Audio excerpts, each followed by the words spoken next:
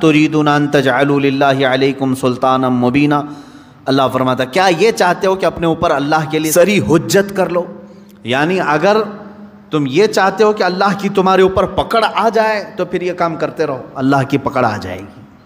ہاں الا الذین تابوا، اب یہاں توبہ کی اہمیت بیان کی جائے، مگر وہ لوگ جنہوں نے توبہ کر لیا، واصلحوا اور اپنے آپ کو سنوار لیا، واعتصموا باللہ اور اللہ کی رسی کو مضبوطی سے پکڑ لیا، واخلصوا دینہم للہ اور اپنے دین کو اللہ کے لیے خالص کر لیا، فاولئک مع المؤمنین تو پھر وہ مومنین کے ساتھ ہوں۔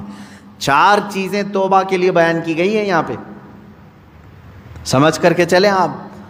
جب کوئی آدمی کسی کفر سے توبہ کرے، نفاق سے توبہ کرے، بڑے گناہ سے توبہ کرے، اس کی چار منزلیں ہیں۔ سب سے پہلی چیز تابو، توبہ کرے۔ توبہ گال پہ تھپڑ مارنے کا نام نہیں ہے، توبہ لفظ ہے رجوع کرنے کا۔ رجوع کا مطلب ہے جس کام کو کیا تھا اس سے اپنے آپ کو شرمندگی محسوس کرے کہ میں نے غلط کیا تھا اور چھوڑنے کا پکا ارادہ کر لیا، یہ توبہ ہے۔ کان پکڑنا، گلے گال کو تھپڑ مارنا یہ کوئی ضروری نہیں۔ نہیں بھی کیا تم نے، سوئے سوئے دل میں ارادہ کر لیا اے اللہ مجھ سے غلطی ہو گئی، میں باز آتا ہوں، یہ توبہ ہو گئی، یہ تمہاری توبہ ہے۔ سجدے میں گر گئے، اے اللہ مجھے افسوس ہے کہ میرے سے غلط کام ہو گیا، تم نے اپنی غلطی سے توبہ کر لی، بس یہ توبہ ہے۔ توبہ کہتے ہیں پلٹنے کو، جہاں تھے تم وہاں سے پلٹ آئے۔ اب دارالحرب ہے، ہمارے ہاں تو اسلامی نظام ہے نہیں، یہاں اگر جیسے بھیانک گناہ ہو جاتے ہیں تو کیا کرنا چاہیے اس میں؟ جیسے زنا ہو گیا کسی سے، اسلامی ریاست ہوتی تو اسے تو سنسار کرنے کا حکم ہے نا۔ غیر شادی شدہ ہو تو 100 کوڑے مارے جائیں گے، شادی شدہ ہو تو سنسار کیا جائے گا، یہ اسلامی سزا ہے۔ یا چوری کیا ہے تو ہاتھ کاٹا جائے گا، یہ معاملات ہیں۔ لیکن آپ دارالحرب میں ہیں، یعنی یہاں اسلامی نظام نہیں، آپ سے ایسا گناہ سرزد ہوا تو اب کیا ہے؟ اس کے لیے اسلام نے یہ نظام رکھا ہے کہ تم سب سے پہلی چیز توبہ کرو، توبہ کرو، اس بھیانک گناہ سے توبہ کرو۔ دوسرے نمبر پر اللہ نے فرمایا وَأَصْلَحُوا اور اپنی اصلاح کرو۔ اصلاح کس بات پر؟ پہلے سے زیادہ نمازوں میں آؤ، نفل کی کثرت کرنے لگ جاؤ، خیرات کرو، صدقہ دو، محفلوں میں بیٹھو، تسبیح ہاتھ میں لے لو، کیونکہ جو ڈیمیج کیا تم نے اپنی روح کو، اس کو اتنا بینڈیج تو لگانا ہی پڑے گا، اس کی اصلاح تو ضروری ہے۔ تو جس سے گناہ سرزد ہوئے وہ اگر توبہ کرنا چاہتا ہے تو دو چیزیں پہلے سمجھ لیں، ایک تو سچے دل سے توبہ کرنا یعنی باز آنے کا ارادہ کر لینا، دوسری اس پر نیکیوں کی کثرت کرنا، تب جا کر کے وہ توبہ کا پھل تمہیں ملے گا۔ ہاں بعض جگہوں پر میں نے دیکھا ہے دیہاتوں وغیرہ میں وہ لوگ کسی لڑکے اور لڑکی کے معاملے کو دیکھتے ہیں کہ یہ غیر شادی شدہ تھے اور چلے گئے اور ساتھ میں رات بتا کر کے آئے تو ان کو پکڑ کر کے جماعت والے بٹھاتے ہیں۔ اسلامی سزا ہے نہیں، آپ دے نہیں سکتے۔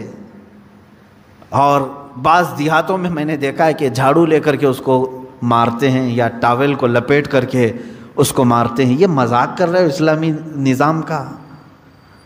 مذاق ہے اسلامی نظام کا؟ وہ تو حضرت ایوب علیہ السلام کی بیوی کے لیے اترا تھا قرآن پاک میں۔ حضرت ایوب علیہ السلام نے قسم کھا لی تھی اپنی بیوی کے بارے میں کہ وہ شیطان کے پاس گئی تھی، اگر میں صحیح ہو جاؤں تو تجھے 100 کوڑے ماروں گا۔ آپ صحیح ہو گئے، 100 کوڑے مارنے والے تھے، لیکن وہ بیوی بڑی نیک شعار تھی۔ اللہ نے حکم فرمایا جبرائیل امین کو، جاؤ ایک جھاڑو جس میں 100 کاڑیاں ہوں وہ ایوب کو دے دو اور کہو کہ ایک بار اس سے اپنی بیوی کو مارے، ان کی قسم پوری ہو جائے گی۔ یہ قرآن میں ہے۔ وہ ایوب علیہ السلام کی بیوی کے لیے یہ بات اتری تھی۔ تو میں نے کسی گاؤں کے متولی صاحب کے متعلق یہ سنا کہ وہ بھی 100 کاڑیوں کی جھاڑو لے کر کے اس لڑکے کو مارتے ہیں جو لڑکی کو بھگا لے جاتا ہے، اور کہتے ہیں 100 کوڑوں کے برابر ہو گیا۔ اور اگر 100 کوڑے مارو گے تو پھر اگلا دن آپ کے کوڑے پڑنے کا آ جائے گا، یہاں نہیں مار سکتے۔ یہاں صرف یہ ہے کہ سچی توبہ کی اسے تلقین کی جائے، رو رو کر کے تو توبہ کرے، اس کے بعد اپنی اصلاح کرے۔ اپنی اصلاح کیسے؟ نیکیوں کی کثرت کرے۔ پہلے نماز کم پڑھتا تھا تو اب زیادہ کر لیں، نفل نہیں تھے تو نوافل کی زیادہ تعداد کر لے، درود مبارکہ آیت کریمہ کا ورد زیادہ کرے۔ یوں ہی سمجھ لیں کہ بیماری کے بعد جب آدمی اٹھتا ہے تو اسے ٹونک لینی پڑتی ہے، اچھی غذا دینی پڑتی ہے تاکہ اس کی جو گری ہوئی صحت ہے وہ جلدی صحیح ہو جائے۔ گناہ کرنے کے بعد بندے کی روح اسی طرح بیمار ہوتی ہے، توبہ کے بعد اسے ٹونک دینے کے لیے نیکیوں کی کثرت ضروری ہے، وہ نوافل کی کثرت کرے۔ نمبر 3، وَاعْتَصَمُوا بِاللَّهِ، اللہ کی رسی مضبوطی سے تھام لے۔ یہ اللہ کی رسی ہے کیا؟ اس پر ہی بہت گھنٹوں تفسیر ہو جائے گی۔ یہ قرآن پاک میں گزر وَاعْتَصَمُوا بِحَبْلِ اللَّهِ، چوتھے پارے میں یہ آیت گزر چکی ہے، اور یہاں اللہ نے فرمایا وَاعْتَصَمُوا بِاللَّهِ، اللہ کی رسی مضبوطی سے پکڑ لو۔ اللہ کی رسی کیا ہے؟ آسمان سے کوئی چیز لٹک رہی ہے کہ اس کو پکڑ کر کے جھولتا رہے گا، چھوڑے گا نہیں؟ اللہ کی رسی، مفسرین کے الگ الگ اقوال ہیں۔ قرآن پاک اللہ کی رسی ہے، اسے جو تھام لیا گویا کہ وہ اللہ کی رسی کو پکڑ لیا۔ رسول پاک صلی اللہ تعالیٰ علیہ وسلم کی ذات اللہ کی رسی ہے، حضور صلی اللہ علیہ وسلم کو جو تھام لیا، ان کی تعلیمات کو، وہ اللہ کی رسی کو پکڑ لیا ہے۔ اہل بیت اطہار جو رسول اللہ کی آل ہیں، ان کو کہا گیا ہے کہ وہ اللہ کی رسی ہیں، ان کو جو تھام لیا وہ اللہ کی رسی کو پکڑ لیا۔ اہل اللہ جو ہیں، اولیاء کاملین، یہ اللہ کی رسی ہیں، ان میں سے کسی کو اس نے تھام لیا وہ اللہ کی رسی کو پکڑ لیا۔ تو توبہ کرنے کے بعد اور 2 چیزیں ایکسٹرا ہو گئی، ایک اصلاح، دوسرے نمبر پر اللہ کی رسی کو پکڑنا ہے، یعنی قرآن لے لو۔ قرآن کو لے لینے کا مطلب یہ نہیں ہے کہ پکڑ کر کے زندگی بھر رہے، قرآن کی تعلیمات پر چلے، قرآن سے لگاؤ اور محبت بڑھا لے، اور اس کی تلاوت کثرت سے کرے، یہ اللہ کی رسی ہے۔ حضور پاک صلی اللہ علیہ وسلم سے محبت زیادہ کر لے، وہ اللہ کی رسی ہے۔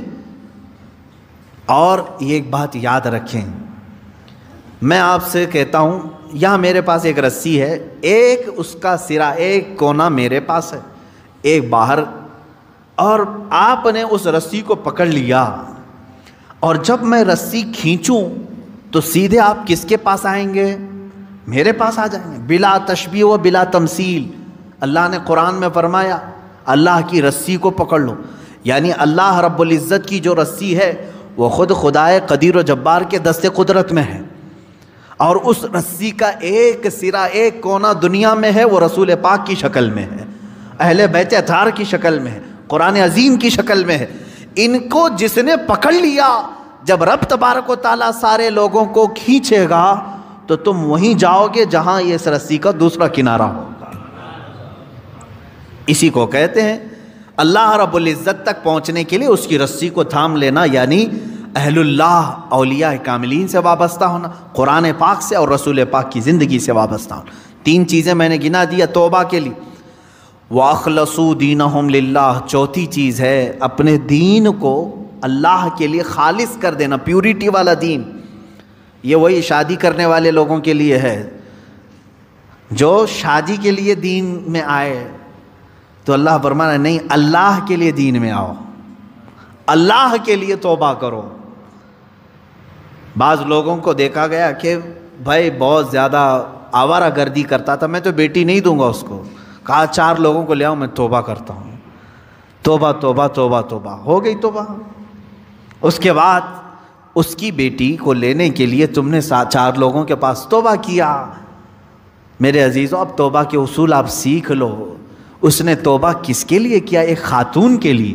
اللہ فرما رہا ہے اللہ کے لیے آ جاؤ، یہ آج تیرے نکاح میں ہے، کل پھیکی پڑ جائے گی، لیکن اللہ رب العزت تو ہمیشہ رہنے والا ہے۔ یہ ان لوگوں کے لیے بھی تھا جو دائرہ اسلام میں داخل ہوتے تھے، جیسے ہجرت کے متعلق حضور صلی اللہ علیہ وسلم نے فرمایا جس نے اللہ اور اس کے رسول کے لیے ہجرت کی اس کا ثواب بے حساب ہے۔ ہجرت کا مطلب ایک وطن چھوڑ کر کے دوسرے وطن گئے، جیسے مکہ چھوڑ کر کے صحابہ مدینے گئے تھے، کس کے لیے گئے تھے؟ اللہ اور اس کے رسول کی محبت میں گئے تھے۔ ایک صحابی جو ہے وہ مکہ سے نکلے، ان کی منگنی ہوئی تھی مدینے کی لڑکی سے، مدینے کی ایک لڑکی سے ان کی منگنی ہوئی تھی، وہ سفر کر کے آ گئے، انہوں نے سوچا شادی بھی ہو جائے گی، ہجرت بھی ہو جائے گی، ثواب کا ثواب ہے، گھر کا گھر بھی ہے۔ شادی ان کی مدینے میں ہونی تھی، سسرال مدینے میں، اور مکہ سے ان کو ہجرت کرنے کا ثواب بھی لینا تھا، لیکن وہ ہجرت کر کے آئے۔ تب اللہ کے نبی صلی اللہ علیہ وسلم نے یہ حدیث بیان فرمائی، جس کی ہجرت جس غرض سے ہوئی اسی غرض میں مانی جائے گی۔ جو اللہ اور رسول کے لیے ہجرت کر کے آئے تھے اس کا ثواب بے حساب ہے، اور جو شادی کے لیے ہجرت کر کے آئے تھے تو یہ شادی کا ہی مانا جائے گا، یہ شادی کا۔ بعض لوگ ہجرت کر کے مائیگریٹ کر کے دوسری کنٹریز میں آج گئے ہوئے ہیں، وہ اپنی روزی روٹی کے لیے گئے ہوئے ہیں، اس ہجرت کا ثواب نہیں ہے۔ اپنے دین کی حفاظت کے لیے اور اللہ کی رضا کے لیے اگر کوئی ہجرت کیا ہے تو اس کا ثواب ہے، بہت بڑا ثواب ہے۔ مثال کے طور پر برما کے لوگ جو ہجرت کی ہیں، ان کے اوپر آفتیں تھیں، مصیبتیں تھیں، اور ان کے اوپر دین تنگ کر دیا گیا تھا، اور وہ وہاں سے گھر چھوڑ کر کے ہجرت کر کے اگر کسی دارالاسلام میں گئے ہیں تو ان کو وہی ہجرت کا ثواب ہوگا جو صحابہ نے ہجرت کی تھی۔ یہ ثواب ہے کیونکہ وہ اپنے دین کی حفاظت کے لیے ہجرت کیے تھے۔ اس بات کو سمجھیں۔ 4 چیزیں یہاں پر بیان ہوئی ہیں توبہ کے متعلق۔ جو لوگ ایمان والوں کے ساتھ اٹھایا جانا اپنے آپ کو پسند کرتے ہیں، وہ سب سے پہلی چیز اپنی پرانی چیزوں سے، نفاق تھا یا کفر تھا یا بھیانک گناہ تھے، پہلی چیز توبہ کرے۔ دوسری چیز اصلاح کرے، یعنی جو ڈیمیج ہوا تھا اس کو صحیح کرے۔ کیسے؟ نیکیوں سے، نمازوں سے، تسبیحات سے۔ نمبر 3، اللہ کی رسی کو پکڑ لے۔ یہ نہیں کہ خالی تو مسجد میں بیٹھ گیا اور یہ سوچا مجھے کسی کی ضرورت نہیں، کسی پیر فقیر کی ضرورت نہیں، بولتے ہیں نا بعض لوگ، میرا دین کامل ہے، کسی پیر اس طرح کے جملے لوگ اپنے ماڈرنزم کو بتانا چاہتے ہیں کہ ہم اہل اللہ کے قریب نہیں جانا چاہتے، اللہ والوں کی ہمیں کوئی حاجت نہیں، جبکہ قرآن کہہ رہا ہے کونوا مع الصادقین، تم اللہ کے سچے بندوں کے ساتھ رہو۔ اگر تمہاری ضرورت نہیں تھی تو اللہ نہیں فرماتا کہ ان بندوں کے ساتھ رہو، یہ اللہ کی رسی ہے، ان کی صحبت میں اپنا وقت گزارو، ان کی تعلیمات میں اپنا وقت گزارو۔ نمبر 4 ہے اپنے دین کو خالص کر لینا، پیورٹی، یعنی توبہ کیا ہے تو کسی دنیاوی غرض سے نہیں بلکہ اللہ کو راضی کرنے کے لیے۔ بزنس کے لیے اگر کوئی داڑھی رکھ لیا، اپنا دھندا چمکانے کے لیے اگر کوئی ٹوپی پہن لیا، تو نہ اس داڑھی کا اسے ثواب ہے نہ اس ٹوپی کا اسے ثواب ہے، بلکہ وہ دھوکہ دڑی میں شامل ہے۔ ہاں، اللہ کو راضی کرنے کے لیے اور اپنے حبیب کو راضی کرنے کے لیے کیا ہے، اللہ اس کے کاروبار میں بھی برکت دے اور اس عمل کا بھی اسے ثواب عطا کرے۔ یہ 4 چیزیں ہیں۔ توبہ کے بعد کیا کیا کرنا ہے؟ وہ اصلحو کا مطلب ہوتا ہے اپنے آپ کو پھر سنوارنا ہوگا۔ تمہیں مومنین کے ساتھ اگر بیٹھنا ہے تو سنوارنا ہوگا۔ اسی لیے اس آیت کے ذریعے سے مفسرین فرماتے ہیں کوئی اگر توبہ کرتا ہے کسی چیز سے، فوراً اس پر اعتبار مت کرو، 6 مہینے انتظار کر کے دیکھو کہ سنورا کہ نہیں سنورا، اپنے آپ کی اصلاح کیا کہ نہیں۔ میاں آج چھوٹی چیز تھپڑ مار لیا، توبہ توبہ توبہ توبہ، اور اس کے بعد پھر کل دیکھا تو پھر وہی ہے۔ کبھی کبھار جو سچی توبہ نہیں کرتا ہے وہ آدمی چند دنوں کے بعد پھر واپس اسی گناہ میں چلا جاتا ہے۔ شریعت نے کہا ہے کہ 6 مہینے اس کا انتظار کریں، 6 مہینے اس کا انتظار کریں، دیکھیں کہ اس نے اپنے آپ کی اصلاح کر لی یا نہیں۔ کچھ لوگ صرف شادی کے لیے توبہ کر لیتے ہیں، صرف شادی کے لیے ایمان لے آ رہے ہیں، یہ بھی معاملات ہے۔ تو یہاں پر بھی حکم ہے، ٹھیک ہے ایمان لائے، میں اس کا انکاری نہیں ہوں۔ کوئی لڑکی ایمان لے آئی، کوئی لڑکا ایمان لے آیا، اسلام میں داخل ہوئے ہیں، تو حکم تو یہ ہے کہ 6 ماہ اس کا انتظار کرو، دیکھو کہ حقیقت میں اس نے اپنے آپ کو سنوار لیا کہ نہیں۔ ارے ادھر صبح توبہ کیا، دوپہر میں نکاح کی محفل بیٹھ گئی، پھر شام میں پتہ چلا کہ ہو گیا، اب واپس چلو اپنے دھرم میں، یہ تو دھوکہ دینا ہوا۔ تو اصلاح کرنا اپنے آپ کی، یہ توبہ کی دوسری منزل ہے۔ تم ایمان والوں میں کب شامل کیے جاؤ گے؟ پہلے نمبر پر توبہ، دوسرے نمبر پر اپنی اصلاح۔ وہ یوں ہی سمجھ لیں زخم ہو گیا تھا، ہاتھ میں زخم ہو گیا تھا، پھوڑی ہو گئی تھی، پھٹ گیا، گئے ڈاکٹر کے پاس، کس کام کے لیے؟ علاج کے لیے۔ اب وہاں 2 چیزیں ہیں، دو چیزیں، پہلے تو اس کو صاف کر کے وہ پٹی باندھے، پہلے تو صاف کر کے پٹی باندھے، اس کے بعد پھر دوائی بھی دے کہ جو کمزوری آئی ہے وہ دور ہو سکے۔ دونوں میں خالی ایک ہی کیا، خالی دوائی لے کر کے آیا، زخم کو نہ پوچھا نہ کچھ نہیں، تو زخم تو باقی رہا اور دوائی کھا رہے ہو، یا زخم کو تم نے سب پوچھ دیا لیکن دوائی کھائی نہیں تو بھی چنگا ہونے میں، بھلا ہونے میں ٹائم لگتا ہے۔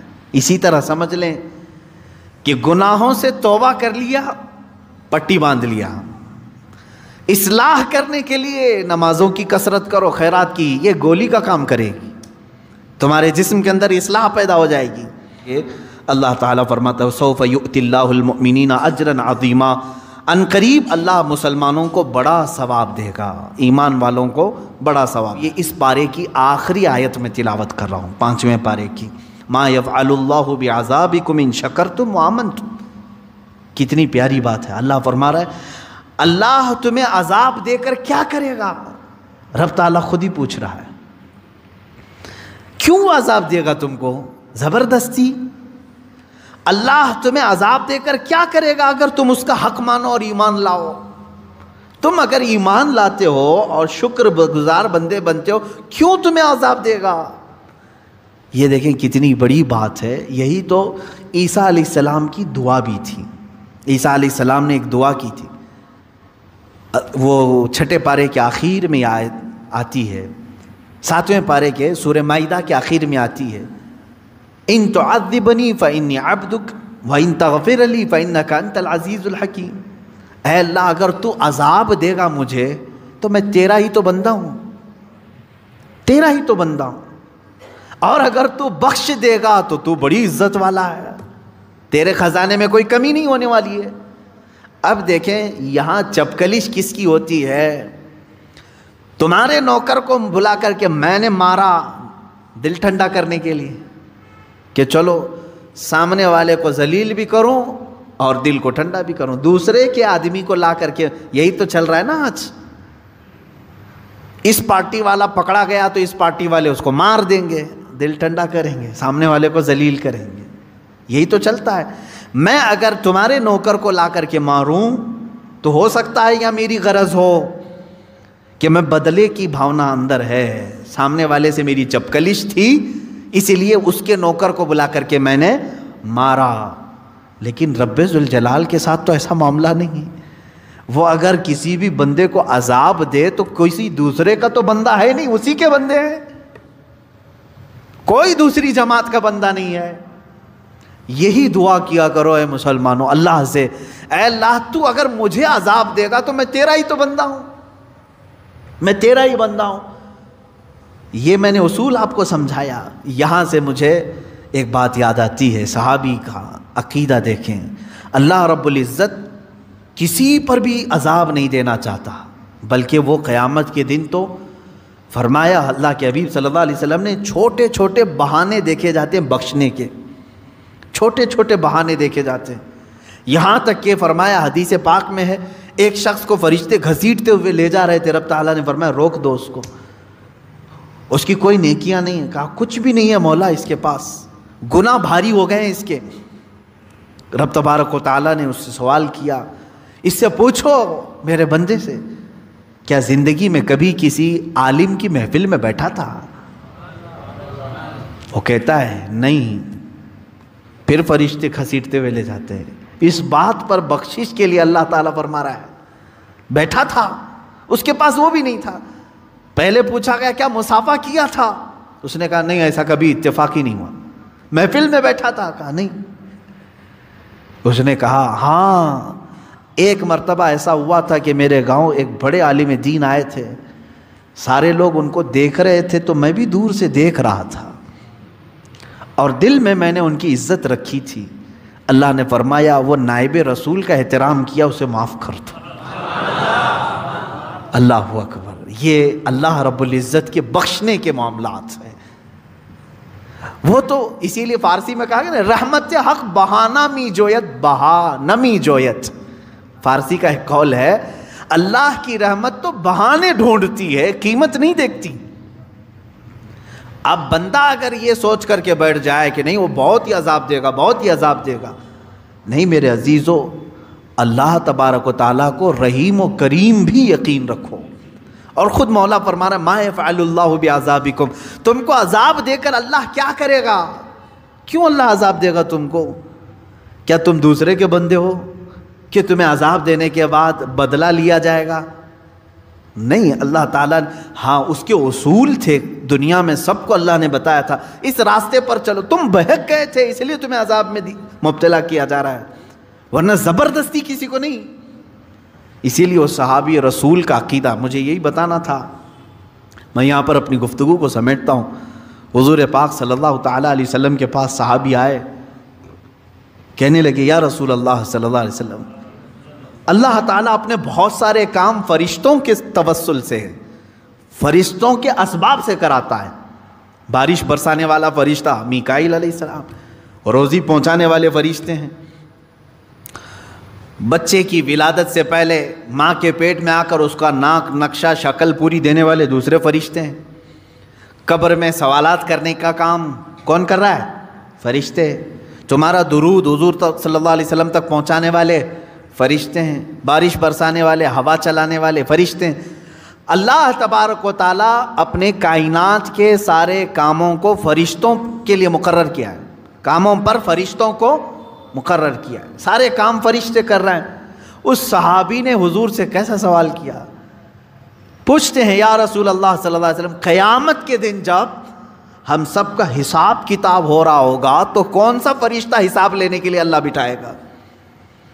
جبرائیل کو اللہ نے نبیوں تک پیغام پہنچانے کے لیے مقرر کیا، اسرافیل کو سور پھونکنے کے لیے قیامت کے پہلے، اور پھر میکائیل کو آسمان سے بارش برسانے کے لیے، اسرائیل کو روح نکالنے کے لیے، علیہم الصلاۃ والتسلیم اجمعین۔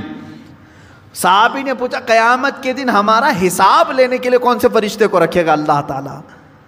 اب دیکھیں میرے آقا صلی اللہ علیہ وسلم نے فرمایا اے میرے صحابی، کوئی فرشتہ نہیں، ڈائریکٹ اللہ ہی حساب لے گا، اللہ تعالیٰ ہی خود حساب لے گا۔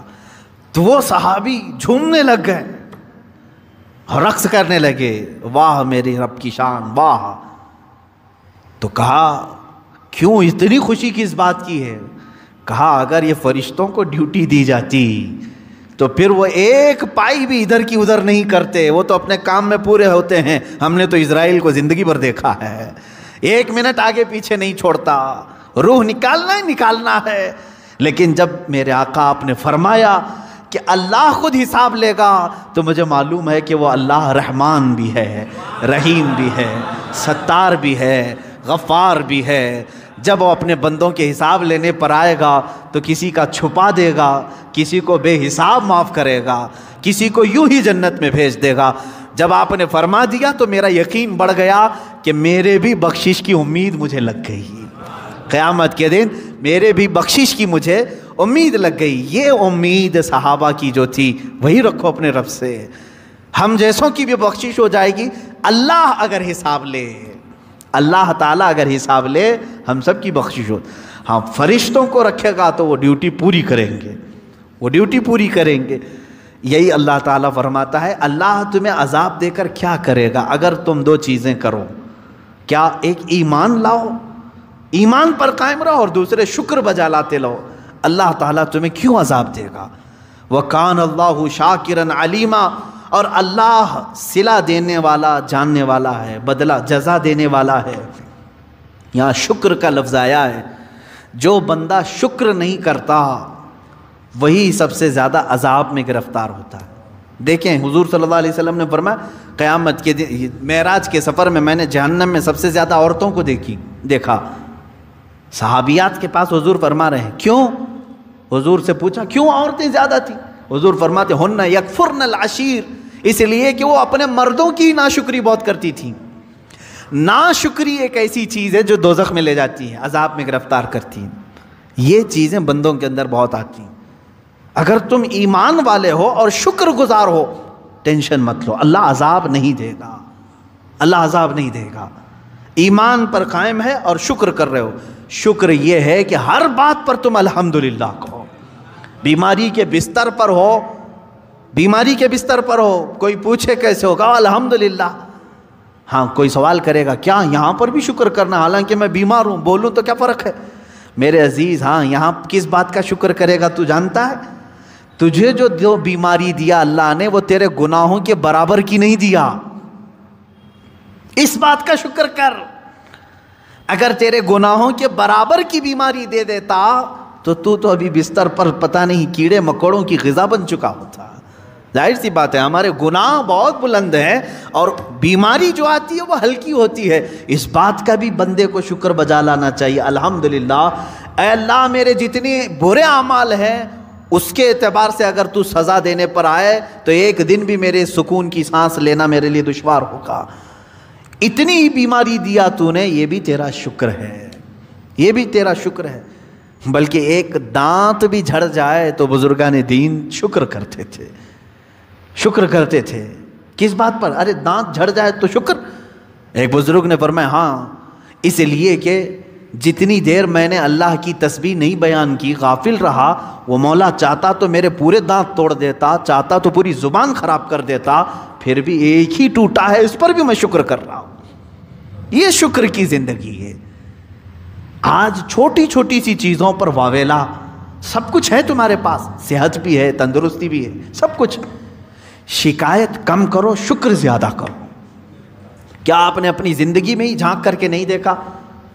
کیا ہمارے پاس بیماری آئی تو ہم سب کو بتائے؟ صحت مندی سب کے سامنے کیوں نہیں بتاتے؟ جب مال اچھا آ رہا تھا، برکت خوب تھی تو کسی کو نہیں بتایا، سب کو چھپا چھپا کر کے رکھا. کتنا پیسہ آ رہا ہے کسی کو نہیں بتایا. جہاں خسارہ ہوا سب کو بولنے لگے بہت مندی ہو گئی، بہت دھندا خراب ہو گیا. تو یہ تو ناانصافی ہے نا. تو گویا کہ تم اپنے مولا کی شکایت بندوں سے خوب کر رہے ہو اور اس کی دی ہوئی نعمتیں کبھی بندوں کے سامنے نہیں بیان کر رہے. ہونا تو یہ چاہیے کہ اللہ نے فرمایا تم پر میں نے جو نعمتیں اتاری ہیں اس کا اظہار کرو. اگر تمہارے پاس مال ہے، اچھے کپڑے پہننا یہ اللہ کی نعمتوں کا اظہار ہے کہ اللہ تعالیٰ نے مجھے لاوارث نہیں رکھا، مجھے کھلا رہا ہے، پلا رہا ہے. تمہارے پاس اگر مال اللہ نے دیا ہے، اچھے کھانے کھائے اور دوسروں کو بھی دیا، اچھے کپڑے پہنے اور دوسروں کو بھی پہنایا، یہ فرماتے ہیں وہ شکر گزار بندہ ہے. حضور پاک صلی اللہ علیہ وسلم نے پسند فرمایا کہ تم اپنے اوپر اپنے رب کی نعمتوں کا اظہار کرو، اللہ کے سامنے اظہار کرو کہ مولا یہ سب تیرا دیا ہوا ہے، جو میں پہن کے آیا ہوں یہ تیرا ہے. ہاں ناشکری کرنے والے بندوں میں عورتیں زیادہ ہیں اور مرد بھی ہیں جو سب کے سب دوزخ میں جا رہے ہیں. یہی دو چیزیں یہاں پر بیان ہوئی ہیں. اللہ تمہیں کیوں کر عذاب دے گا؟ اگر تم ایمان پر ہو اور شکر کر رہے ہو. اللہ تعالیٰ زبردستی کسی پر عذاب نہیں نازل کرتا. اب قرآن کی وہی آیت ہے، اللہ تعالیٰ فرماتا ہے وَمَا رَبُّكَ بِظَلَّامٍ لِّلْعَبِيدِ. اللہ اپنے کسی بندے پر رائی کے دانے کے برابر بھی ظلم نہیں کرتا، ظلم نہیں کرتا. وہ تو معاف پر معاف کرتا ہے، ظلم نہیں کرتا. ہاں اگر سزا دے گا تو وہ بھی انصاف کے برابر دے گا، سزا دے گا تو انصاف کے برابر دے گا. اسی لیے بزرگوں نے ہمیں تلقین کی ہے. ایک چیز میں آپ کو بتا دوں کہ اگر تمہیں زندگی میں کوئی ارادہ کر لیا، مثال کے طور پر مجھے گھر بنانا تھا، پیسے جمع کرتا رہا لیکن گھر بنا ہی نہیں، تو روتے گاتے سب کو بولنے کی ضرورت نہیں، میری خواہش تو یہ تھی لیکن ہوا نہیں. اس پر حکم یہ بزرگوں نے فرمایا کہ تو خدا بننے کی کوشش مت کر کہ جو تو چاہے وہ ہو جائے. یہ تو اللہ کی شان ہے.